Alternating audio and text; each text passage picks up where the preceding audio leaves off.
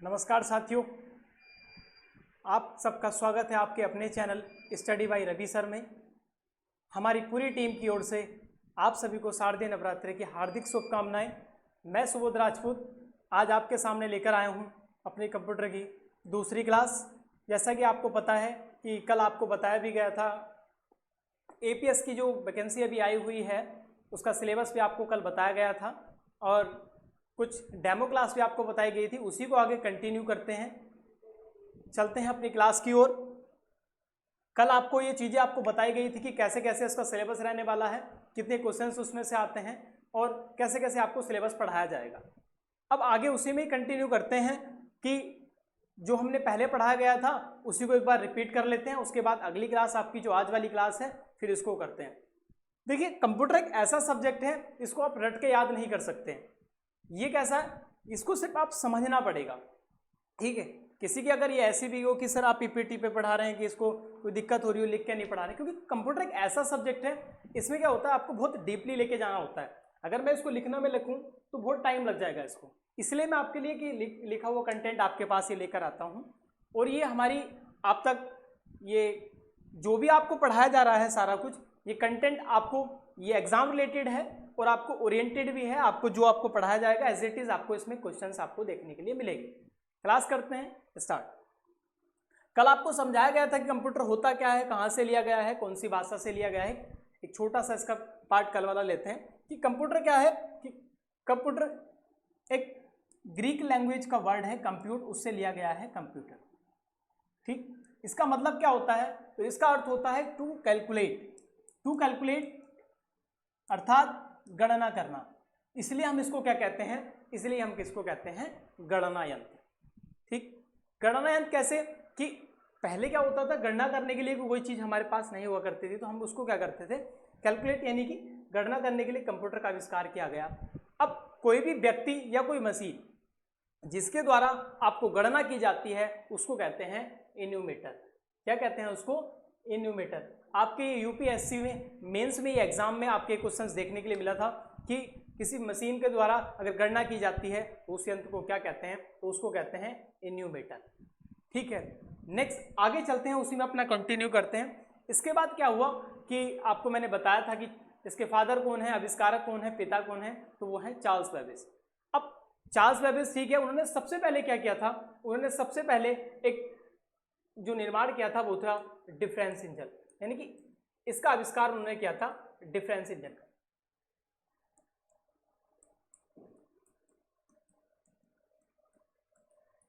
Difference engine का आविष्कार उन्होंने किया था उस 1822 में। उन्होंने क्या किया था, डिफरेंस इंजन का आविष्कार किया था चार्ल्स बेबेज साहब ने।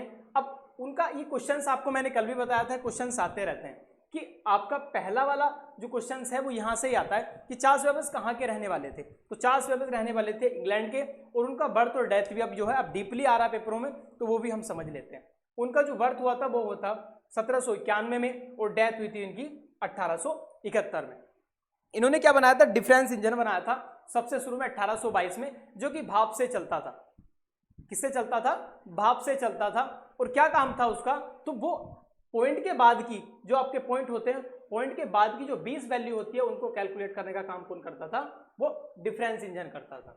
नेक्स्ट उसके बाद इन्होंने 1833 में एनालिटिक इंजन का आविष्कार किया, जो कि किससे था, डिफरेंस इंजन से बहुत प्रभावशाली था। और उसमें क्या था कि एनालिटिक इंजन में क्या कि पॉइंट के बाद की 50 वैल्यू जो होती हैं आपकी, कि अगर मैंने यहां लिखा है 585, मैंने लिखा है 585, और पॉइंट के बाद की ये जो 50 वैल्यू आपकी आती हैं, ये इनको कैलकुलेट करने का काम कौन करता है, तो इनको कैलकुलेट करने का काम जो था वो एनालिटिक इंजन करता था। और एनालिटिक इंजन में आपको एक क्वेश्चंस अभी इसमें से मैं आपको बताऊंगा, जो आपको पढ़ाया जा रहा है इसमें बाद में आपको क्वेश्चंस भी मैं आपको इसमें से बताऊंगा कि कैसे क्वेश्चंस वहां आते हैं, ठीक है। अब एनालिटिक इंजन में क्या था कि इसमें डाटा इनपुट से आउटपुट ले जाने तक क्या पंच कार्ड का यूज हुआ था। क्या हुआ था, पंच कार्ड का यूज हुआ था। किस चीज का यूज हुआ था, पंच कार्ड का।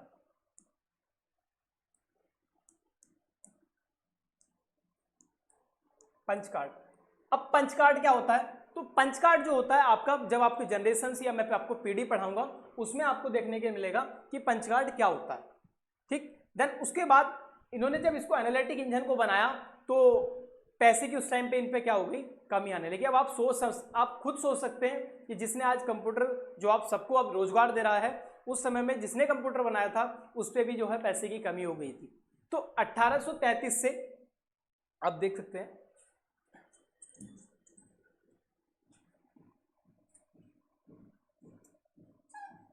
1833 से लेकर और 1837 तक, 1837 से लेकर 1837 तक इन्होंने क्या किया, इस पे काम किया, लगातार इस पे काम करते रहे। जब इन पे पैसे की कमी आ गई तो इन्होंने अपना ड्रीम प्रोजेक्ट जो था इनका इसको ये ड्रीम प्रोजेक्ट था, इन्होंने अपना ड्रीम प्रोजेक्ट यहीं पे ही रोक दिया। फिर उसके बाद यहां से जब इनका ड्रीम प्रोजेक्ट यहीं हुआ तो उनके एक बेटे हुए जिनका नाम था हेनरी बेबेज। क्या नेम था? Henry Babbage. ये क्वेश्चन आ रखा है, हेनरी बेबेज। इनके एक बेटे थे हेनरी बेबेज जिन्होंने 40 साल के बाद इसमें क्या किया, काम किया और अपने पिताजी के ड्रीम प्रोजेक्ट को पूरा किया। उसके बाद यहां तक ये आपने पढ़ा है कि अब तक आप सिर्फ ये जानते थे कि who is the father of computer, है ना। और क्वेश्चन यहां से निकल के आता है एक और क्वेश्चन कि who is the mother of computer. आपने कभी सोचा भी नहीं होगा ये क्वेश्चन आपके पास तक पहुंचेगा। आपको सारी चीजें वो कराई जाएंगी जो आपके सिलेबस में है और आपको सारा कंटेंट वही कराया जाएगा, इसमें से एक भी क्वेश्चन आपको जो है बाहर से नहीं मिलेगा। अब आता है मदर ऑफ कंप्यूटर। आपने अभी तक यही पढ़ा था कि फादर ऑफ कंप्यूटर कौन है। आज आप नया एक टॉपिक पढ़ते हैं, mother of computer.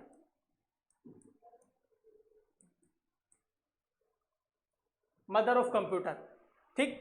Who is the mother of computer. तो आपको अगर ये चीज नहीं पता थी तो आज से आप ये जान लीजिए कि कंप्यूटर की जननी कौन है, कि कंप्यूटर की माता कौन है। तो वो है कौन? एडा। एक लेडी थी जिनका नाम क्या था? एडा लवलेस। क्या था? एडा लवलेस। एडा लवलेस यानी कि ये क्या थी? ये मदर ऑफ कंप्यूटर थी, कंप्यूटर की जननी कहते हैं इनको। इनको ऐसे ही क्वेश्चन आते हैं इसमें क्या, अब इन्होंने क्या किया था, बेसिक नाम आता है कि कंप्यूटर, अगर आप कभी गूगल पे सर्च करके देखेंगे तो आपको एक लेडी का नाम और दिखाई देगा। वो जो आपको दिखाई देता है जॉर्जियस के नाम से, वो है चार्ल्स बेबेज साहब की वाइफ का नाम। वो उनको कहते हैं कि ये मदर ऑफ कंप्यूटर। लेकिन अगर दोनों में से क्वेश्चंस में से आपको ये ऑप्शन आपको मिलता है तो आपको जो प्रेफर करना है वो एडा लवलेस को करना है। और दोनों भी अगर दे रखी हैं तो भी आप उसको प्रेफरेंस ज्यादा देंगे, क्योंकि इन्होंने क्या किया था, इन्होंने एनालिटिक इंजन में क्या किया था, प्रोग्रामिंग का जो काम था वो एडा लवलेस ने किया था। यानी कि जो भी आपका काम था वो किसने किया था? एडा लवलेस ने किया था। प्रोग्रामिंग का काम कंप्यूटर के अंदर जिसने जो किया था, तो इसलिए इनको क्या कहा जाता है? इनको बोला जाता है मदर ऑफ कंप्यूटर। और फर्स्ट लेडी ऑफ कंप्यूटर भी इन्हीं को बोला जाता है। यहां से आपके दो क्वेश्चंस बन सकते हैं। एक क्वेश्चन आपके लिए बनेगा यहां से, एक क्वेश्चन आपके लिए यहां से बनता है कि हु इज द, कि पहला क्वेश्चन तो यही बनेगा कि मदर ऑफ कंप्यूटर कौन है, तो आप लिख देंगे एडा लवलेस। और दूसरा क्वेश्चन यहां से आपको बनेगा कि who is the first lady computer programmer, यानी कि आपकी पहली कौन सी महिला थी जिसने प्रोग्राम यूज किया था। देन उसके बाद आगे चलते हैं। अब एक क्वेश्चन जो आप सबको पता होगा, आप सब सोच भी रहे होंगे कि सर ने इतना सब कुछ पढ़ा दिया है, अभी तक ये नहीं बताया कि कंप्यूटर की फुल फॉर्म क्या होती है। ठीक, आप सबने देखा भी होगा ये कि अभी तक इतना सारा कुछ पढ़ा दिया है, अभी तक ये नहीं बताया गया कि कंप्यूटर की फुल फॉर्म क्या होती है। देखो, फुल फॉर्म कंप्यूटर की आज ही अगर आपको नहीं पता या फिर आप पहले से जानते हैं, जो चीज मैं आपको एक सच्चाई से आपको रूबरू करा रहा हूं कि कंप्यूटर की कोई भी फुल फॉर्म नहीं होती है। ये बात आज जान ले। आपको अगर पहले से कोई चीज पढ़ाई गई है, वो मैं नहीं कह रहा हूं उसको गलत है, कि वो 12th तक जो आपको पढ़ाई गई थी वो सिर्फ सीमित है। लेकिन अगर आप यहां से हाई लेवल पे अब आते हैं तो कंप्यूटर की कोई फुल फॉर्म नहीं होती है। जो भी आप गूगल पर देखते हैं वो आपको जो मिलती है वो सिर्फ आपको मैन मेड बनी हुई मिलती है, यानी कि हम लोगों ने, आप लोगों ने बना के उस पर क्या है, गूगल पे डाल दिया। अच्छा, फुल फॉर्म का मतलब क्या होता है? तो फुल फॉर्म का मतलब सिर्फ इतना होता है कि कोई अपन नाम लिखा, जैसे आपने लिखा सीपीयू, मतलब कोई बड़ा रूप है उसका छोटा रूप बनाना, तो उसको फुल फॉर्म कह देते हैं कि सेंट्रल प्रोसेसिंग यूनिट सीपीयू हो गया, एएलयू हो गया, अर्थमेटिक लॉजिक यूनिट हो गया। ठीक, और उसके बाद यहाँ से ये सारी क्या होती है, छोटा रूप बना देते हैं। अब कंप्यूटर वर्ड तो खुद ही एक कंप्यूट वर्ड से लिया गया है, तो उसकी फुल फॉर्म क्या हो, कंप्यूटर शब्द, तो ये तो खुद एक कंप्यूट शब्द से लिया गया है, ग्रीक लैंग्वेज के वर्ड कंप्यूट से, तो इसकी फुल फॉर्म क्या होगी, ये तो खुद इसका पार्ट है। ठीक है, अब जैसे हमारा ये, अब हमारा ये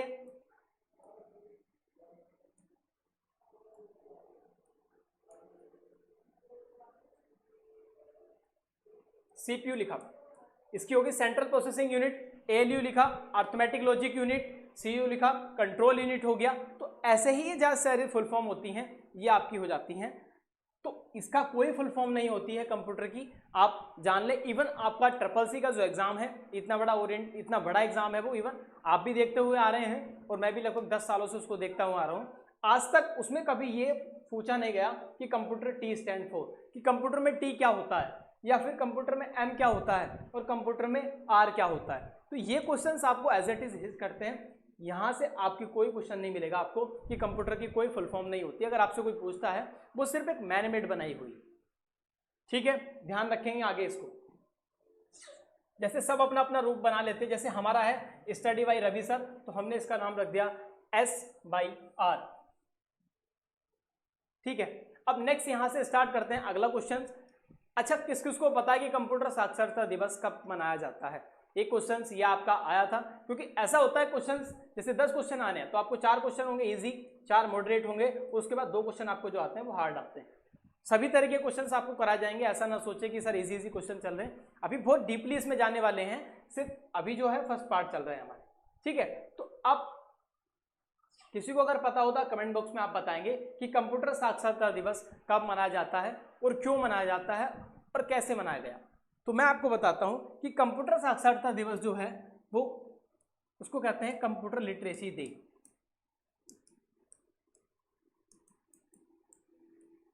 कंप्यूटर लिटरेसी डे जो मनाया जाता है वो मनाया जाता है 2 दिसंबर को। कब मनाया जाता है? 2 दिसंबर को मनाया जाता है। वो किस लिए? ये अभी से नहीं, ये बहुत पहले से मनाया जा रहा है। वो किस लिए? कि एक कंपनी थी जो है NIET, उसके कहने पर कंप्यूटर साक्षरता दिवस गवर्नमेंट से इनके द्वारा अप्रूवल किया गया कि कंप्यूटर साक्षरता दिवस मनाया जाना चाहिए। इन्होंने इसको अप्रूवल दिया कि 2 दिसंबर को कंप्यूटर साक्षरता दिवस मनाया जाएगा। वो कब मनाया गया? अच्छा, इसकी शुरुआत कब से हुई थी? तो इसकी जो शुरुआत हुई थी वो हुई थी 2001 से। कब से हुई थी? 2001 से, 2 दिसंबर 2001 से हुई थी। और किस वजह से? कि ये जो कंपनी है NIET, इसके क्या हुए थे? 20 साल पूरे हुए थे। यानी कि जब 20 साल इसके पूरे हुए थे तो उन्होंने डिमांड रखी थी कि कंप्यूटर साक्षरता दिवस मनाया जाए। तो 2 दिसंबर 2000, ये क्वेश्चन आपको नोट कर लें, आपको देखने के लिए मिलेगा कि 2 दिसंबर 2001 को क्या होता है, कंप्यूटर साक्षरता दिवस पहले मनाया गया था। नेक्स्ट, उसके बाद आगे देखते हैं।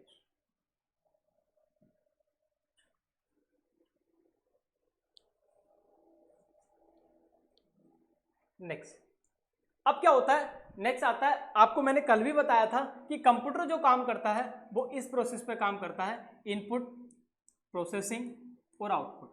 यही बताया था मैंने कल आपको, मैंने यही समझाया था आपको कि कंप्यूटर जो काम करता है वो इनपुट, प्रोसेसिंग और आउटपुट पे काम करता है।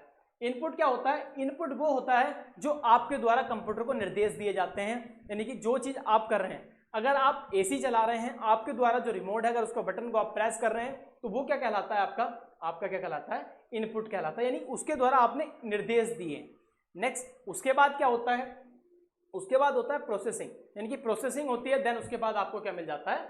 आउटपुट मिल जाता है, यानी कि आपको रिजल्ट मिल जाता है। ये ठीक। अब इनपुट, जैसे आपने कीबोर्ड है, अगर कीबोर्ड से आप ये लिख रहे हैं कि 2 और 2 कितना होता है, तो ये कीबोर्ड से जो आपने निर्देश दिए हैं कंप्यूटर के, वो किसके द्वारा दिए हैं? इनपुट से दिए गए हैं। और बाद में आपको क्या प्राप्त हुआ है? आप प्रोसेसिंग हुई और प्रोसेसिंग के बाद आपको क्या प्राप्त हो गया? आउटपुट प्राप्त हो गया। तो कंप्यूटर जो काम करता है वो इनपुट, प्रोसेसिंग और आउटपुट पे काम करता है।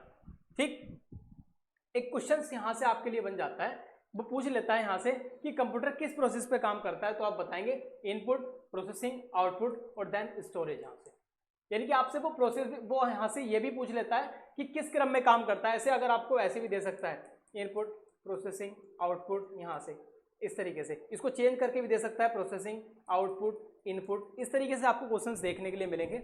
आपको यहाँ से पूरे क्वेश्चंस मैं आपको कराऊंगा, जो क्वेश्चंस यहाँ से आने वाले हैं सारे क्वेश्चंस आपको कराए जाएंगे।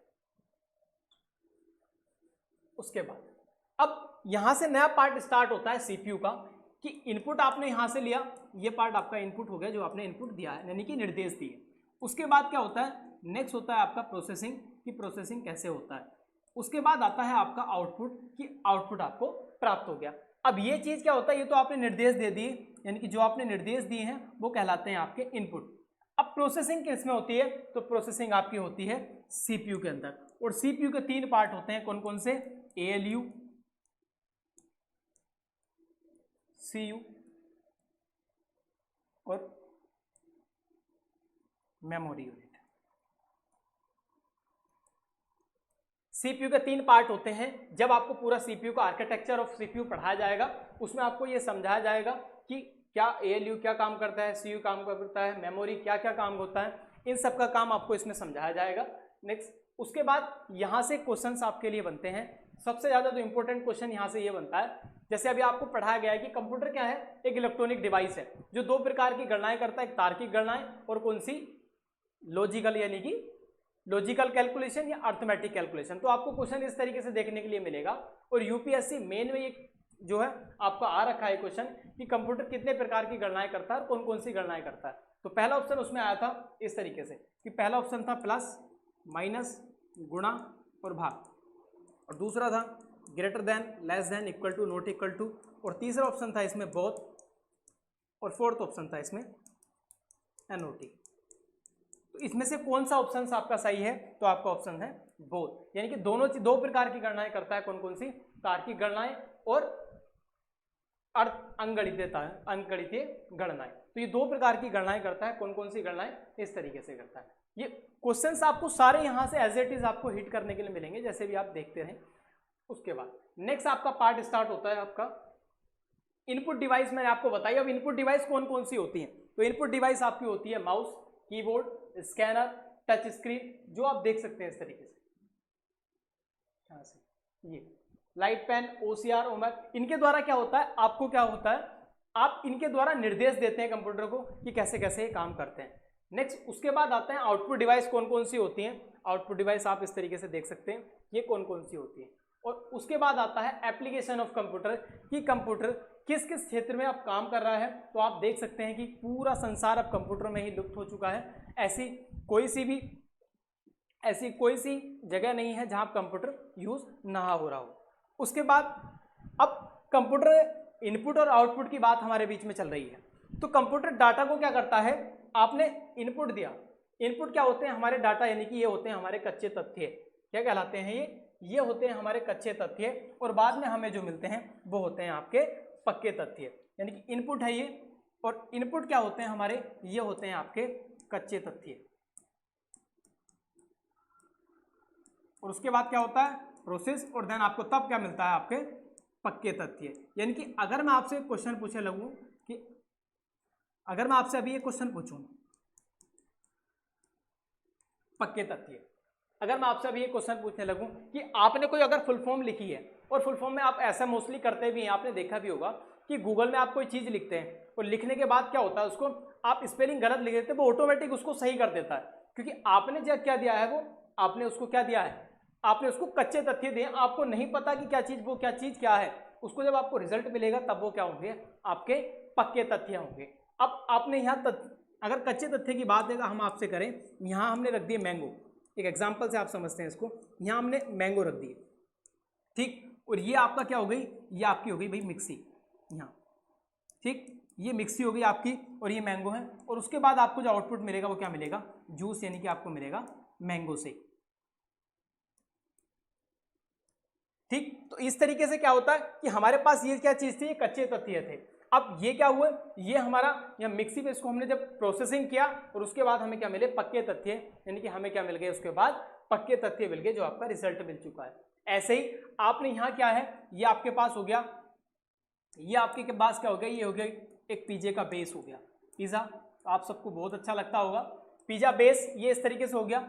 इसको क्या करेंगे आप, माइक्रोवेव में इसको यहाँ प्रोसेस होने स्टार्ट कर देंगे और उसके बाद आपके पास जो पहुँचेगा यहाँ से पिज़्ज़ा सिटी का पिज़्ज़ा आपके पास पहुँच जाएगा यहाँ इस तरीके से। तो ये जो प्रोसेस आपके पास पक्के तथ्य जो आपको मिले हैं यहाँ ये देखने के लिए, ये पूरा प्रोसेस यहाँ से ही काम करता है कि इनपुट क्या हो, प्रोसेसिंग आउटपुट, यानी कि इनपुट होते हैं हमारे पास कच्चे तथ्य और प्रोसेसिंग होते हैं आपके जो प्रोसेसिंग होती रहती है और उसके बाद तब आपको मिलते हैं क्या, पक्के तथ्य। ठीक, उसके बाद नेक्स्ट यहाँ से कुछ क्वेश्चंस मैं आपसे पूछूंगा जो भी अभी इतना कुछ कराया गया है, यहाँ से एक क्वेश्चंस, उसके बाद नेक्स्ट पार्ट यहाँ से देखते हैं ये कि आप यहाँ से सीपीयू का पार्ट हम यहाँ से देखते हैं। सीपीयू क्या है, सीपीयू की फुल फॉर्म होती है सेंट्रल प्रोसेसिंग यूनिट। आप सब लोगों को पता भी होगा, ये अधिकतर मोस्टली ये पेपरों में आता भी है कि सीपीयू की फुल फॉर्म क्या होती है, तो सीपीयू की फुल फॉर्म होती है सेंट्रल प्रोसेसिंग यूनिट। अब ये कैसे काम करता है, ये पूरा स्ट्रक्चर आपको इसमें बताया जाएगा। इसके 3 पार्ट होते हैं, कौन कौन से, एएलयू, सीयू और मेमोरी यूनिट। एएलयू का मतलब क्या होता है, एएलयू की फुल फॉर्म होती है अर्थमेटिक लॉजिक कैलकुलेशन, यानी कि अर्थमेटिक लॉजिकल कैलकुलेशन भी बोलते हैं इसको। सीयू का मतलब होता है कंट्रोल यूनिट और मेमोरी यूनिट। आपके पास 2 प्रकार की मेमोरी होती हैं, कौन कौन सी, एक प्राइमरी और एक सेकेंडरी, यानी कि ये आपकी 2 प्रकार की मेमोरी होती हैं, कौन कौन सी, मेमोरी यूनिट। अब जितना भी पार्ट आप देखते हैं, जितना भी आप कैलकुलेशन का पार्ट देखते हैं कि जो भी आपको कैलकुलेशन करनी होगी वो सारा पार्ट कौन करता है, वो कौन करता है, एएलयू में। आप देख सकते हैं इस तरीके से ये। अब यहां से आप इनपुट दे रहे हैं, ये 3 चीजें आपके पास होती हैं, control unit, arithmetic logic unit और प्राइमरी स्टोरेज, यानी कि 2 प्रकार की मेमोरी आपके पास, मेन मेमोरी और सेकेंडरी मेमोरी होती है। अब यहाँ आउटपुट हो गया, ये कम्युनिकेशन डिवाइसेस हो गया। अब यहाँ से मैंने भी कोई इसको इनपुट दिया है कि आप मुझे ये बताओ कि यहाँ 5 और 5 कितना होता है, तो उसे मैंने जो दिया है वो तो हो गया इनपुट आपका। इनपुट आपको दिया जाता है कीबोर्ड से, उसके बाद प्रोसेसिंग जो होती है वो सीपीयू में होती है और सीपीयू वाला पार्ट हम देख रहे हैं, जितने भी मैथमेटिक की पार्ट होती हैं वो कैलकुलेशन किसके पास पहुंचती हैं, वो पहुंचती हैं आपकी एएलयू, यानी कि इसको करने का काम कौन करता है, तो वो करता है एएलयू, यानी कि अर्थमेटिक लॉजिक यूनिट। अगर जो भी काम करता है वो सिर्फ इसी फॉर्म में करता है। नेक्स्ट उसके बाद आता है आपका आउटपुट, यानी कि आपको जैसे आपकी बुद्धि होती है, अगर मैं आपसे पूछने लगूं कि आप अपना नाम बताओ और आप अपने नाम की जगह आपके अपने फादर का नाम बताते हैं, तो कोई चीज़ तो ऐसी होगी जो आपको कंट्रोल कर रही होगी आपके माइंड में, यानी कि आपको ये प्रेशर कर रही होगी, आपने ये क्वेश्चन पूछा है उसको मुझे इसी वे में आंसर देना है, तो कोई चीज़ तो ऐसी होगी जो आपको कंट्रोल कर रही होगी। तो अब यहाँ भी इसके पास भी एक डिवाइस लगी होती है, उसको कहते हैं कंट्रोल यूनिट, यानी कि जिस वे में इससे आंसर पूछा जाता है, क्वेश्चन पूछा जाता है, इसको उसी में कंट्रोल करता है और फिर उसको उसी वे में उसको क्या देता है, आंसर देता है। नेक्स्ट यहाँ से स्टार्ट हो जाता है आपका नेक्स्ट पार्ट, यानी कि मेमोरी यूनिट। अब मेमोरी क्या होती है, तो मेमोरी 2 प्रकार की होती है, कौन कौन सी, प्राइमरी मेमोरी और सेकेंडरी मेमोरी।